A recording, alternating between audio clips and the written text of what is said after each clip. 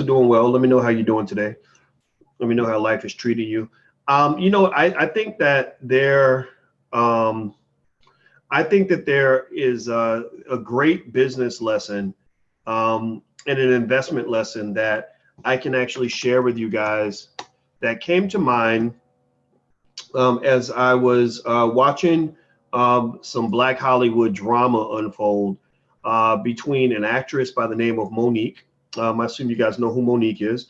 And Monique has been going at it apparently with Tyler Perry and Lee Daniels and Oprah Winfrey and all kinds of people. So give me 1 second, and I'm going to break that down and kind of give you a financial angle on this that might help you in your point of view. 1 second here.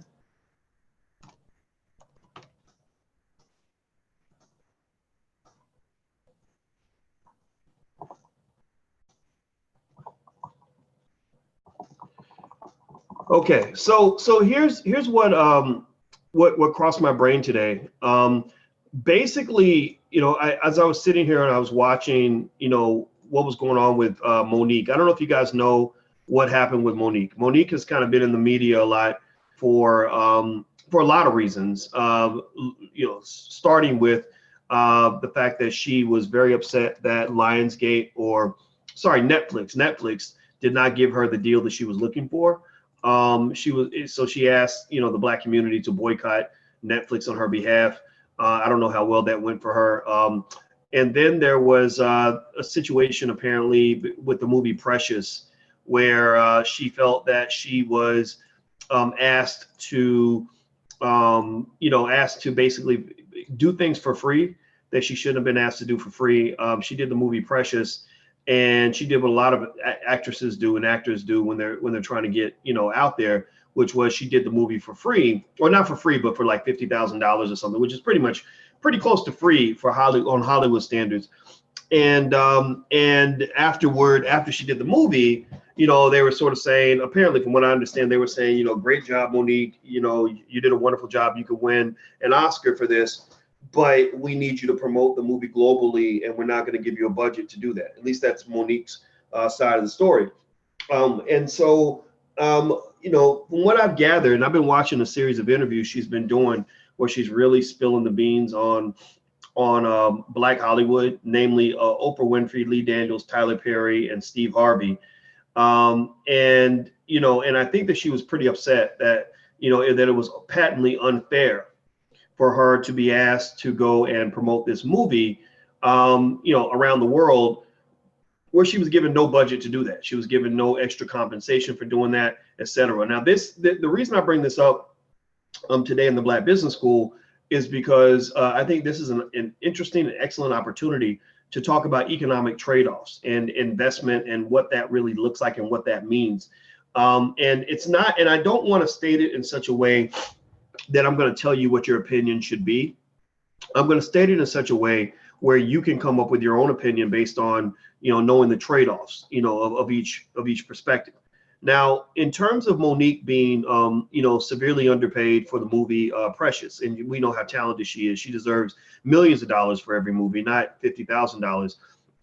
That was still a great move, obviously, because, when you're talking about market forces, there in Hollywood, there is an oversupply of Black talent. There's an oversupply of talent, and the demand does not meet the supply. So when demand is low and supply is high, then prices will drop because, you may say, look, I'll do the movie for $500,000. Somebody else says, well, I'll do the movie for $100,000. Somebody else says, I'll do the movie for free because I want to get my career off the ground, right? So you have to have a certain degree of market power to get them to pay you to be in the film. They're not usually a lot of times going to pay you based on how good you are.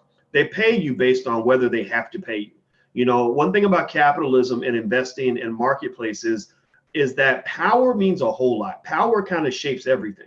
And the hard part, the downside of capitalism, at least the way it's practiced in America, is that if you don't have any power, then it's very difficult for you to get ahead in a capitalist situation, because capitalism is not built on doing the right thing. So Monique did not get paid what she was worth, in my opinion, because she didn't have the market power to command the salary that she felt that she deserved. The same thing is true with the situation with Netflix. Monique, again, very talented. I think she's great. She's as good as anybody. But Netflix felt like, look, we're not going to pay you, $10 million because we don't feel like we have to. We feel like we can pay somebody else less money than that and get, somebody that can sell just as many movie subscriptions, right? So when Netflix is making that decision on what to pay Monique, they're basing it on a couple of things. One, what can Monique demand? And two, what will people pay for? Can we sell this product on the back end and make enough money to justify a big investment in this person? And if the answer is no, based on their assessment, then they're not going to do it, right? They're not paying based on how good she is. Get that out of your head. Actors and actresses and talent do not get paid based on how good they are at what they do. They get paid based on their market power. So I'll give you another example. Will Smith goes into Netflix and he says, I want to make a movie, called Bright with my production company. If I'm not mistaken, his production company made that movie. Netflix paid an insane amount of money for that movie.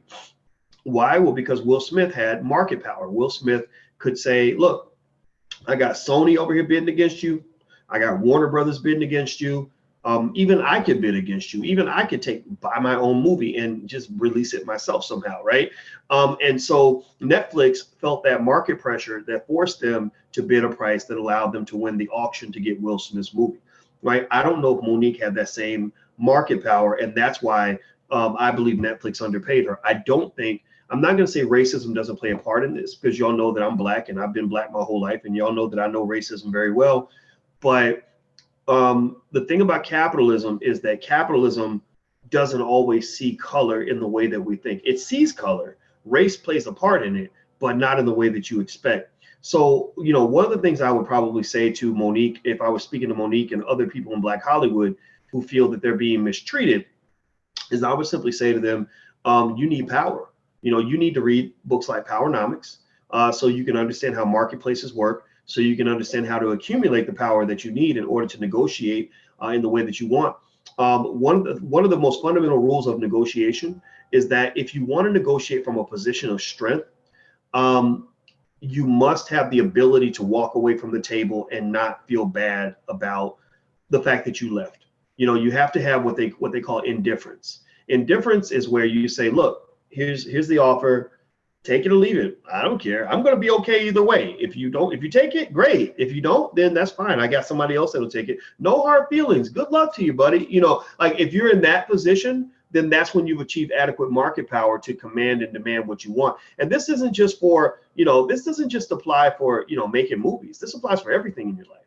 Your relationship, when you're dating somebody, that's a constant ongoing negotiation. How many times have you seen somebody in a relationship where they weren't being treated right? And they're sitting there yelling and nagging, she's in his ear like, do you know how many men would like a woman who cooks for them every day? Do you know how many men would like a woman who looks as good as me, right? And a lot of times the person that you're yelling at is going in one ear and out the other. They're like, yeah.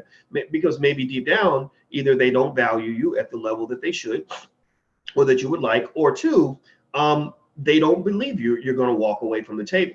Right? You don't have what is called a credible threat. In a negotiation, you must have a credible threat, meaning that, look, I pulled out this gun because I'm not scared to squeeze the trigger, right? And now pay attention. When does the threat become credible? When do they start responding? When does he start responding to the woman who's been in his ear telling him to treat her better?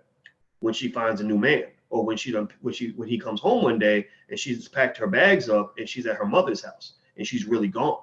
Then suddenly it's like, oh wait, whoa, she's really gone. Or you think about a movie. You ever seen a movie where somebody pulls out a gun and maybe they're a little nervous because they never used a gun before, but they pull the gun on the bad guy and the bad guy walks up in their face and he's like, you ain't got the guts to use that gun. You ain't got the guts to shoot, right? So what do? Maybe they pull the trigger and they shoot the gun right next to their ear to let them know, like, hey, I will pull this trigger, right? And then suddenly the bad guy starts to act right. The bad guy's like, okay. He went that way, but right. That's basically because you've exemplified what is referred to in negotiation as a credible threat. So with Monique, I think that when I look at her deal with Netflix, my thought was, was there a credible threat? Was there the ability to say, if you don't give me the money I deserve, I'm going to walk away? when you talk about Lionsgate and her role in the movie Precious and her getting $50,000 instead of the millions that she deserved, was there a credible threat? Could you, make Lionsgate pay a penalty for underpaying you? Tyler Perry has the ability to do that. Tyler Perry can say, hey, look, I got market power. If you don't pay me what I'm worth, I'm just going to go to the next studio. When and the other thing too is that so then what happens is, and this is what I gather. I mean, she really did some really interesting stuff. I mean, she actually put a recording of a private conversation that she had with Tyler Perry on the internet, which I thought was like real interesting. And what I found fascinating about that was I'm listening to Tyler talk, right? And I give him a lot of credit for the fact that he was even willing to have the conversation with her. A lot of people would have been like, look, I'm not even going to talk to you. Oprah won't talk to her. Lee Daniels won't talk to her. Steve Harvey won't talk to her anymore. But Tyler Perry was, seeking to be the nice guy and give her a conversation, for which I commend him. I commend him greatly for that, because he didn't have to talk to her. But I'm listening to the conversation, right? And from what I'm gathering, and she mentioned this too, that Tyler's argument was, look, Lionsgate wants you to promote this movie for free. And they didn't pay you what you were worth.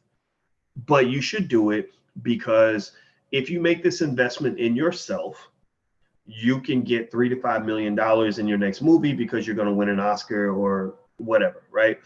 And so his advice was more pragmatic, whereas her positioning seemed to be very idealistic. So I heard her husband, who's an interesting guy. He's really, really a tough guy, and she loves him, and that's what it is, right? And they ride with each other, and I respect that. And, he's basically saying to Tyler, like, so, and this is, I got to go listen to the interview again, because I think it's a real interesting business lesson for those of you who are interested in this kind of thing. And, and he's basically saying, so tell me, you're a 6'6" black man. Would you think it was fair if they did that to you? Would you think it was fair if they asked you to work for free? Would you think it was fair if they underpaid you? Would you think, like he was going down the list. Would you think it was fair if the contract says you don't have to promote, but then they ask you to promote for free, right? And Tyler has to admit the obvious, that it's not fair. Like he has to say, yeah, I wouldn't think it was fair, right? And so that's when they catch him. They feel that they caught him, like, haha, see, now you're admitting that it would be unfair for them to do that to you. But here's the thing, they wouldn't do that to him because in capitalism, it ain't about what's fair. In capitalism, it's about who has power. So the reason I want you guys to read books like Powernomics by Dr. Claude Anderson is because capitalism gives zero shits about what's fair and what's right. It's about who has power. Tyler Perry doesn't have to work for free because Tyler Perry already played that part. He already did that in his career. Tyler Perry was working for free back when he was hustling Medea tapes out of the trunk of his car.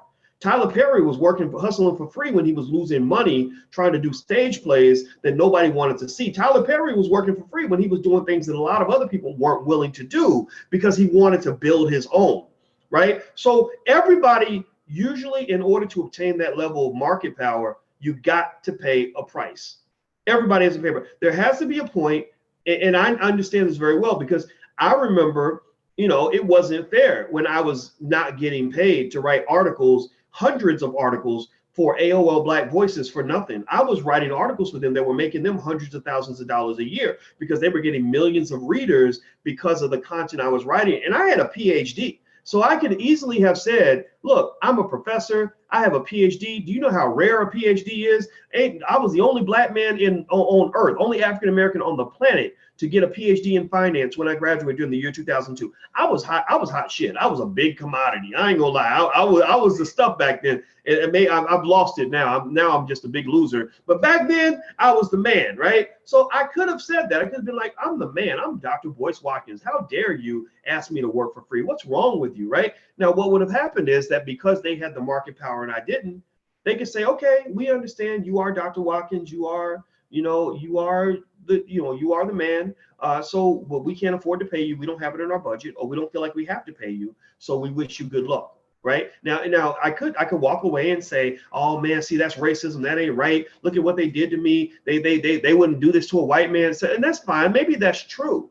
But the thing is, sometimes you have to make a choice, right? Do you want to be right or do you want to win? Right? Do you want the moral high ground or do you want the economic high ground? Do you want the power high ground? Right? And, you know, do you want to be idealistic, which is fun, but it's frustrating, but because the world don't live on fairy tales? Or do you want to be pragmatic, meaning realistic, idealistic or realistic?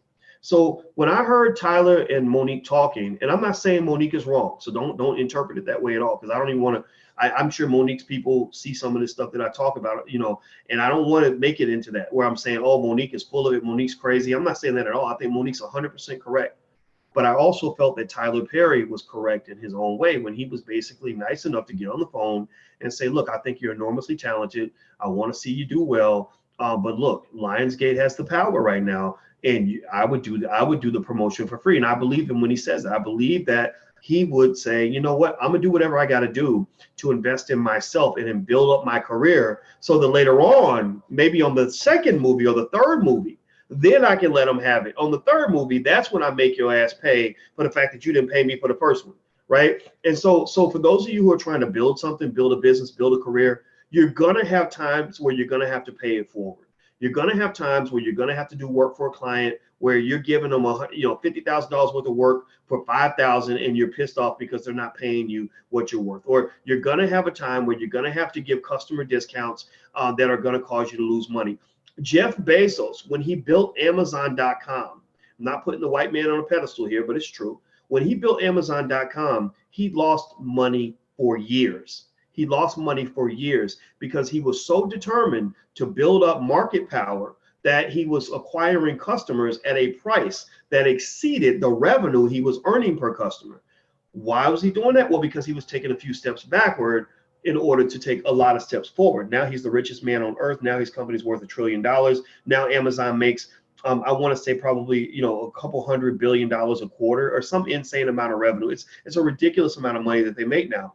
They never would have made that money if he'd expected to be profitable, from the gate, and hadn't made those massive investments in himself. Okay, so that's my assessment on the Monique thing. I hope that this helps you guys. I don't even want to debate about whether Monique is right or wrong, because in this situation, in most financial questions, and this is the best thing I can teach you guys about finance, is that there are rarely like right or wrong answers in most financial questions. It's really about saying, okay, if you go this way, then this is going to happen. If you go that way, that's going to happen. You have to decide what's right or wrong for you. So Monique's made that decision. For Monique, it's very important to have the moral high ground. It's very important to do, to have things happen the way she feels that they should happen. But there's a price for that. There's a benefit that she goes to the community. Everyone loves her. Way to go, girl. Way to stand up to the power. But then the downside is that she's pretty blackballed. Steve Harvey, Lee Daniels, pretty much all the people that kind of shape Black Hollywood don't really want to do business with her. And there was an even really damaging assessment by a guy named John Murray, who kind of follows Hollywood, who actually revealed some emails that were sent out by Kevin Hart's guy, Will Packer, who's made a lot of movies with Kevin Hart. And Will basically, Monique was in that movie called This Christmas, and she did a great job in that movie. You should see it. She made that movie. Like, she was the best person in that movie. Monique is damn talented. I can't wait to see her come out with more stuff, maybe from her own production company. I think that's we have Boyce Watkins Films. Monique, if you're watching, reach out to us. We'd love to have you in a movie, because I think that Monique is so talented. But during the filming, there was basically some friction caused, I think, between Will's, financiers, who, are not exactly connected to the Black experience, and Monique and her husband. And in this email, I basically remember hearing things that basically said, look, I went out of my way to get you in this movie.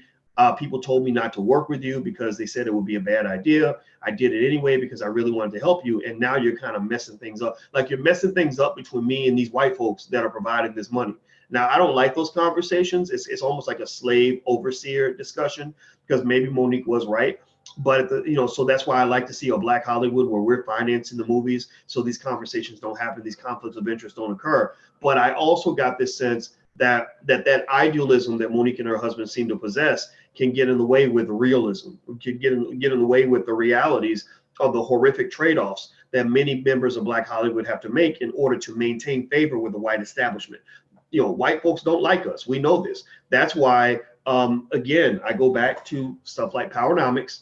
I think Black people should understand this, because if you learn to develop industry, then you don't have to have these awkward conversations. You don't have to have good Black people fighting against good Black people because one side is idealistic, the other one is claiming to be realistic by kowtowing to something that they know isn't right. Remember, Tyler Perry admitted that it wasn't right that Monique was going to be forced by Lionsgate to work for free. He admitted that, right? So, you know, if Lionsgate was a Black-owned company, then it would be a different conversation. Maybe they could both say, yeah, that's not right. They shouldn't do you that way, right? I don't know. But then again, maybe I'm wrong about that. So I hope that this helps you understand the dynamics of this.